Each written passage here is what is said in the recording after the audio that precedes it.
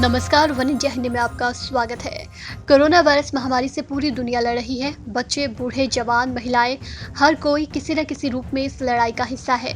इसी में बहुत सारे ऐसे वॉरियर हैं जो फ्रंट पर आकर इस जानलेवा बीमारी से खुद और देश को बचाने में भी जान से जुटे हुए हैं, जिसमें पुरुषों के साथ महिलाएं भी कंधे से कंधा मिलाकर अपनी भूमिका निभा रही हैं। आइए ऐसी ही कुछ महिलाओं से मिलवाते हैं जो अपनी जान की बाजी लगाकर लोगों को सुरक्षित करने में जुटी हुई हैं, जिनके हौसलों के सामने कोरोना भी पस्त है। सबसे पहले बात करते हैं कैप्टन स्वाति रावल की, जिन्होंने 22 मार्च को इटली में फंसे भारतीय छात्रों की मदद के लिए पहुंचकर इतिहास रच दिया। कैप्टन राजा चौहान के साथ मिलकर वो बोइंग 777 से छात्रों को वापस भारत लेकर आई। कोरोना वायरस महामारी के दौरान रेस्क्यू एयरक्राफ्ट उड़ाने वाली वो पहली महिला पायलट हैं। इस जाबाज महिला पायलट को प्रधानमंत्री मोदी ने भी सलाम किया। दूसरी है डॉक्टर जाकिया सईद, जिन पर इंदौर में भीड़ ने हमला कर दिया था। इसके बाद कोविड-19 ड्यूटी पर लौटकर उन्होंने कहा, हम डरने का जोखिम नहीं उठा सकते। इंदौर के टाटपट्टी बाखल इलाके में कुछ डॉक्टर्स कोरोना वायरस के लिए लोगों की स्क्रीनिंग करने गए थे, जब स्थानीय लोगों ने उन पर पत्थरबाजी की। एस विनोथनी तमिलनाडु के त्रिची के एक प्राइवेट अस्पताल में काम करने वाली 25 साल की एस विनोथनी ने रामनाथपुरम में एक प्राइमरी हेल्थ सेंटर में काम करने के लिए 250 किलोमीटर का सफर तय किया।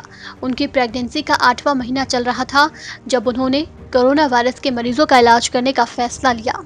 मिनल भोसले वायरोलॉजिस्ट मिनल भोसले ने भारत की पहली कोरोना वायरस टेस्टिंग किट बनाई। भोसले ने अपनी बेटी को डिलीवर करने से एक दिन पहले ही प्रशासन को अप्रूवल के लिए टेस्टिंग किट भेजी थी। भोसले की टीम ने 6 हफ्तों के अंदर ही टेस्टिंग किट को डिलीवर किया। न्यूज़ एजेंसी पीटीआई से भोसले ने कहा, ये 2 बच्चों को डिलीवर करने जैसा है।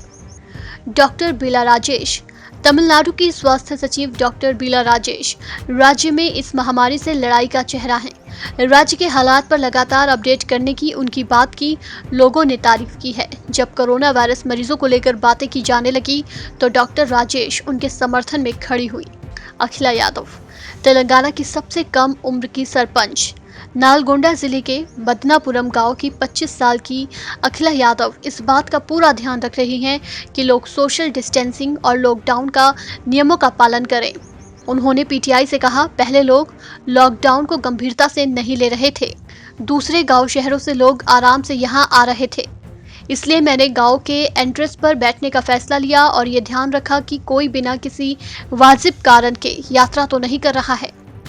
Doctor Priya Abraham national institute of virology शुरुआत में भारत में कोरोना वायरस का पहला और एकमात्र टेस्टिंग सेंटर था। इंस्टीट्यूशन जिसे भारत की कोरोना वायरस लड़ाई की रीढ़ माना जाता है। डॉक्टर प्रिया अब्राहम इसका नेतृत्व करती हैं। हर दिन होने वाले मामलों की संख्या के बीच अब्राहम के नेतृत्व में NIV सैंपल को टेस्ट करने के समय को 12 से 14 घंटे से 4 घंटे तक कम करने में सफल रहा।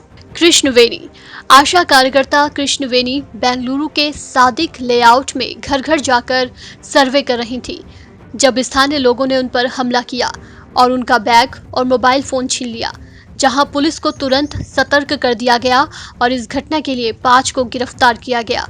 कृष्णवेणी ने अपना काम जारी रखा। वो लोगों में कोरोना वायरस के लक्षण, जांच और उनकी यात्रा की जानकारी कलेक्ट कर रही थी। रजिया बेगम तेलंगाना की 48 साल की रजिया बेगम ने दूसरे राज्य में फंसे अपने बेटे को लाने के लिए स्कूटी पर 1400 किलोमीटर का सफर तय किया। कोविड-19 लॉकडाउन के दौरान वो 3 दिन तक स्कूटी चलाकर आंध्र प्रदेश के नेल्लोर से अपने बेटे को वापस लेकर आई। बेगम ने कहा, एक छोटे 2 व्हीलर पर यह सफर मुश्किल था, लेकिन बेटे को वापस लाने के मकसद ने मेरे सारे डर खत्म कर दिए। रेशमा मोहनदास केरल के कोट्टायम की रहने वाली 32 वर्षीय रेशमा मोहनदास ने देश के सबसे उम्रदराज कोविड-19 मरीज को वापस ठीक कर दिया। हालांकि वो खुद इस वायरस से संक्रमित हो गई, लेकिन इससे उनका हौसला नहीं टूटा और वो अभी भी मरीजों की मदद करना चाहती हैं। मोहनदास अब ठीक हो चुकी हैं और वापस काम पर लौटने के लिए तैयार हैं। इस खबर में फिलहाल इतना ही। तमाम अपडेट्स के लिए बने रहिए वन इंडिया के साथ।